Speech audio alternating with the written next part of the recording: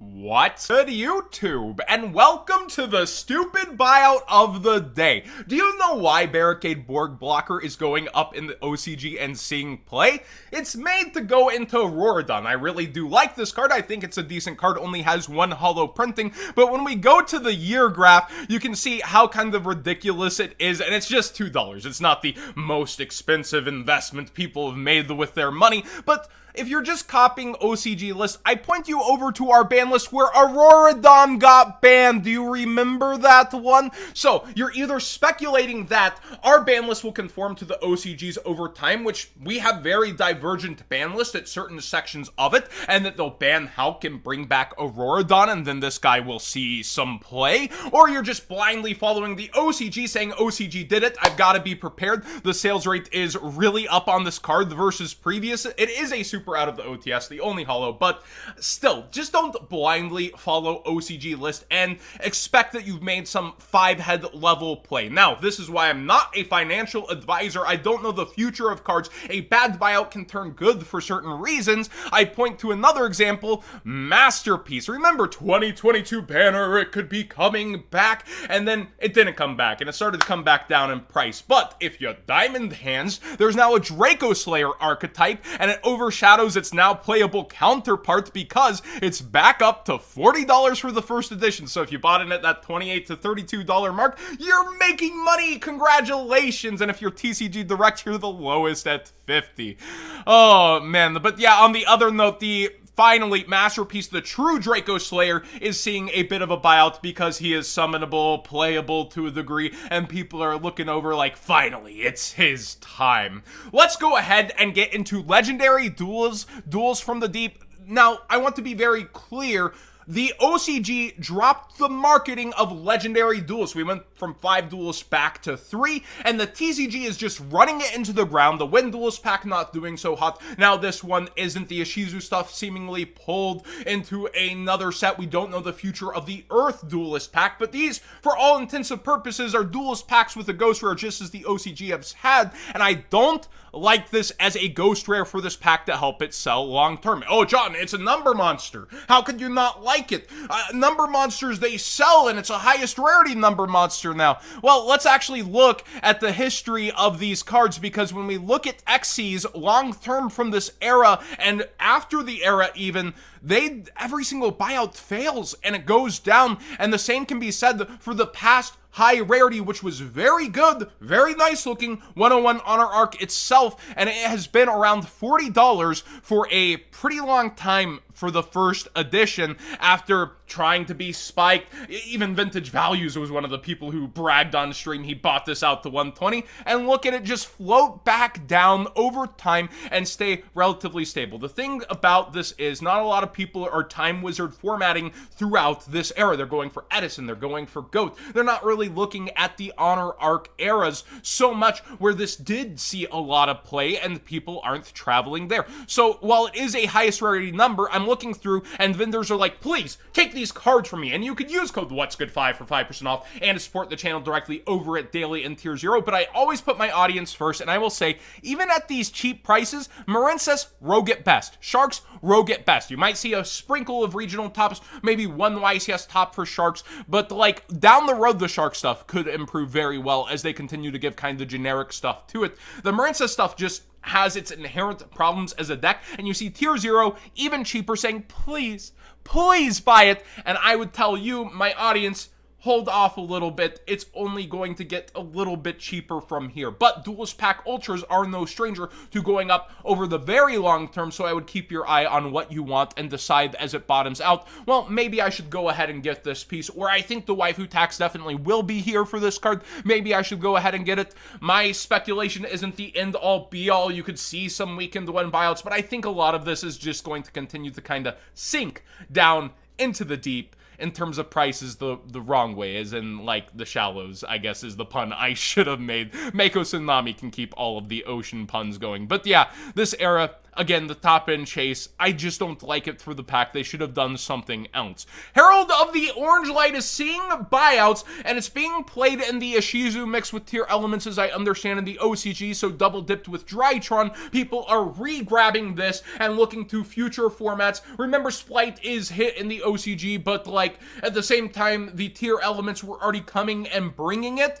Totally Awesome's gone over there. So when it comes to our future formats, people are looking forward to the announcement of our version of the secret shiny box, the Marvelous Maidens, or however it's said. And we know the Ishizu stuff will be there towards November, hoping for no delays. And people are starting to grab a lot of pieces of the format, like the Evil Twin Trouble Sunny also going up. I believe it's played with the Artemis spell on top of already being part of Live Twins. We're no stranger to Live Twin after Live Twin buyout right now. So double dipping is that the reason people have bought this out into the freaking stratosphere. And I want to point out with Duelist pack stuff real quick, a Duelist pack doesn't have to be successful inside to improve long term. Remember, this is one of the total bum sets on clearance, $35, $40 forever, and over time it's still creeped up. So even with the sealed, there is a point, but I want to really tell you, this took 5 years to get there, and there's something called opportunity cost. Where could my money have been elsewhere instead of sitting 5 years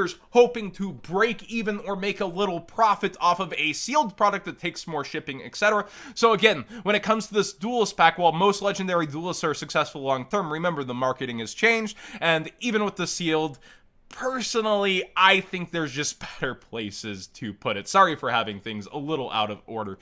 Number 89 got a huge buyout and fell straight back down in the price. Remember, there's that level 7 crazy new staple. You're going to be playing Archetype Psychic, guys, and Darkwing Blast is looking freaking good after Power of the Elements. We usually don't have 2 sets back-to-back. I was talking to MCO40 about this on stream, but then you have Ethco and Rise. Now you have this, and Darkwing Blast is going to have the tier element supports. It's going to have that 7 that seems staple-ish. It's really freaking cool, but will you be rank 7ing up or just summoning one of them and deciding the rest of your turn? That depends. And people bought out the prize card. Of course, it's his time. It's now. Banishing. It's going to do it all. And then it fell straight back on its face. So we'll see if this gets multiple buyouts. If it sees play in the OCG, it'll take time to develop. But I usually don't bet against a rarity upgrade prize card long term. This definitely could see it, and for number collectors, the only higher rarity is YCS prize cards, right? Even if there is a reprint. Neko Mane King's an interesting one, getting a huge buyout here. It reads during your opponent's turn when this card in your possession is sent to the graveyard by an opponent's card effect, it becomes the end phase of this turn. Well, the Ishizu stuff also likes to exchange of the spirit stuff, and this is a hard counter against the exchange of the spirit kind of strategy. If you're not going with just the Floodgate EF stuff, I don't know that that deck's going to be all that serious for trying to deck you out and do crazy things, but it still is a very interesting card to be able to, like, get milled and just straight up in their turn if they coincidentally do that stuff to you. And I do need to see more of how the decks play to kind of judge if this was justified or not, but every single version of this definitely getting huge buyouts. Spellbook of Judgment, it peeled off on the OCG list, and it does see some movement over here all the way to $50 freaking dollars on the TCG. If it does peel off, how impactful will it be?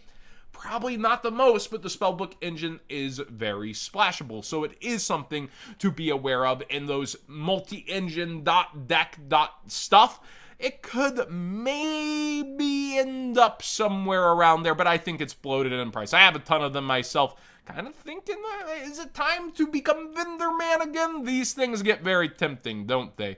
We have Dark World buyout after Dark World buyout too, because the Dark World structure deck was announced. It's been a little bit since I did a market to watch, so we have tons to fill in here. Lucent is an interesting one because if it was discarded by an opponent's card effect, you summon any fiend type monster from your deck, and that is a wide range depending on how you want to play. So this super rare has become worth a good chunk of change, and if you didn't know it's from Prio, you might want to look through your bulk or your old Dark World cards, because he is worth a good chunk and could just end up in the structure list, right? Beginning of the End Ultimate Rare, Danger Dark World, and these decks that can turbo things to the graveyard and want to keep drawing. The Ultimate Rare got big bought out, and it is now lowest almost $100 for first edition. This is one of those ultis where you can barely tell it's ulti, but has a history in the game. Ex-roommate Billy Brake now working at Konami with his 60 card pile that played 3 of these. It is a pretty cool and exciting card throughout the history of also coming back into Danger Dark World, and with Dark World on, you know, the plate, people are going for it. Snow is way up in price for the secret rare. This will highly likely see a common in the structure deck, but this is highest rarity out of Joey's world and spiking heavily up in price. You also have Sylva, and a lot of people speculating this might be one of the best ones to bring out thanks to the new kind of engine and boss monsters that they have, and the high rarity versions of this, ulti, DR, secret, are all going and gold also because it interacts with the 5 pluses within your engine, so people are looking at how they're going to be playing. Brow also up a good chunk of change in price, where every first edition is now gone, but the unlimbs start somewhere around 60-ish. Or 69, nice, around $70. It's been moving since the stream. It was a little cheaper then, and we do see people going and buying out a lot of the mild play, light plays, and a couple first eds did pop up for sale and sold at $120. Remember, there is a card called Dark Deal, and I'm surprised the DR4 rare was this cheap. You can only activate this card by paying 1,000 life points when your opponent activates a normal spell specifically, though. The effect of the spell becomes your opponent activated at the time. Your opponent discards 1 random card from their hand. So you can see the spike here of being able to force your opponent to discard your cards via their effects. Danger Mothman. This one actually isn't for just Dark Worlds. This card is spiking up in price as well, and give me a moment. I want to... Stream ruined me because they said they thought it was for B Trooper. It wasn't for B Trooper. It was for something else. Let me know in the comment section down below if you remember. I know it's not for B Trooper. It is for another deck. I don't think it's Tier Elements. Let me know in the comment section down below if you know why this is going up thanks to the OCG. It's on the tip of my tongue, but I just can't remember. And then Gemini Imps, people were joking about, hey, could this see a buyout? Well, if people are doing effects that ends up forcing you to discard, Gemini Imps could be a very good card. When a card effect controlled by your opponent is activated, which would cause you to discard cards from your hand by sending this card from your hand to the graveyard, negate the activation of the effect, destroy it, and draw 1 card on top of it. Pretty good against stuff like Dark World dealing their field spell and other such cards. And then, Ninja Grandmaster Hanzo has an absurd sales rate for his ulti, yet is only up around $2 in price. Apparently, there's a V-Jump promo revealed that is a ninja, and people are going with, well, it's getting support. It's time. Let's go. And dumping their money in, I think, before the effect's been revealed. Let me know if the effect is revealed. There's just so much to cover. It's actually hard to keep up versus not doing a Market Watch every other day. So I need to get back up to the pace of Market Watch, and also including the discussions on the channel that you all have been enjoying. Thanks for watching today's Market Watch. Please subscribe if you haven't already. Give this video a thumbs up if you enjoyed the conversation. Man, there's just so many things happening, and we're also in the WCQ season, yet everybody feels like they're looking ahead past it now because it's like we have the card pool for that season pretty much at this point, and the impactful sets that are coming are so crazy in the winter season this year, and we don't have a Worlds to top it off. It's going to be a wild show for the market over time, and a lot of people reaching ahead with OCG stuff, but when haven't they been in the last couple of years?